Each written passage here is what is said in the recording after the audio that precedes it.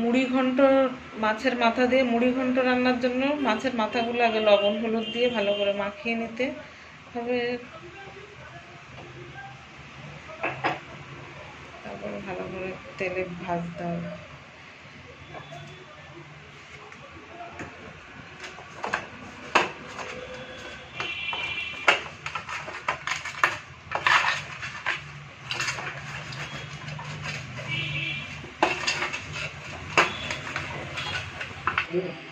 তেল গরম হয়ে গেছে, এবার তেলে মাথাগুলো ভেজে নিতে হবে ভালো করে।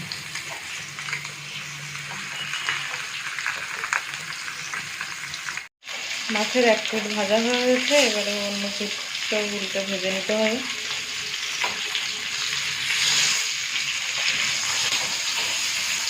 মাছের মাথাটা এবারে মাছের মাথার এই পিঠটাও ভালোভাবে ভাজতে হবে।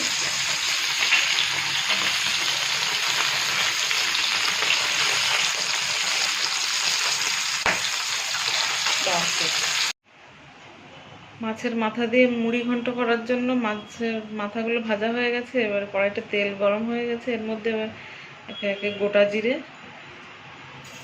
ফোড়নের জন্য, গোটা জিরে, তেজপাতা,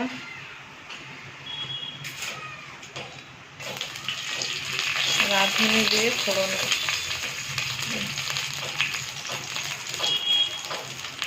এবার পেঁয়াজ দিয়ে ভালোভাবে ভাজতে হবে।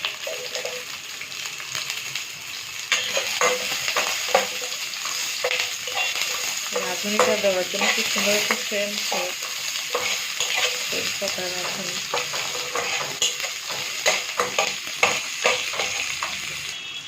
পেঁয়াজটা ভাজা হয়ে গেছে, এবার টমেটো আর কাঁচা লঙ্কা এর মধ্যে মিশিয়ে নাড়তে হবে। মশলাগুলো ভালো করে ভাজা হয়ে গেছে, এবার ধুয়ে রাখা মুগ ডালটা এর সাথে মিশিয়ে দিতে হবে, দিয়ে একসাথে ভালোভাবে কষাতে হবে।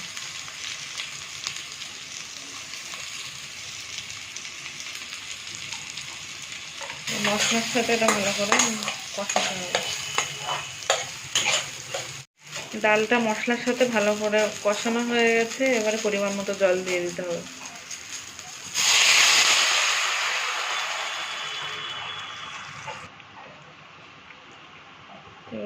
ডালের জল দেওয়া হয়ে গেছে পরিমাণ মতো, এবার পরিমাণ মতো লবণ আর হলুদ দিয়ে দিতে হবে।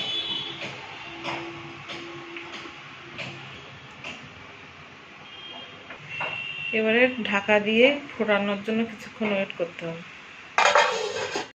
ডালটা সেদ্ধ হয়ে গেছে, এবারে ভেজে রাখা মাথাটা ভেঙে ডালের মধ্যে দিয়ে দিতে হবে, দিয়ে ডালের সাথে ভালো করে ফুটবে।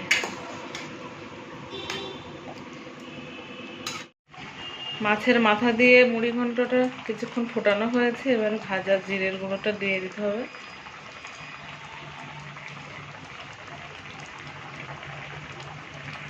ভাজা জিরের গুঁড়োটা দিয়ে এবারে ভালো করে ওর সাথে মিশিয়ে দিয়ে আর কিছুক্ষণ ঢাকা দিয়ে রাখতে হবে।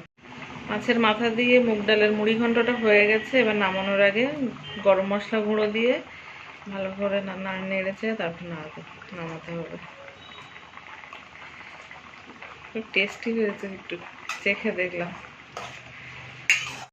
মাছের মাথা দিয়ে মুড়ি ঘন্টটা হয়ে গেছে, এবারে নামিয়ে নিতে হবে। কম তেল মশলায় মুড়ি ঘন্টটা অসাধারণ টেস্টি হয় খেতে।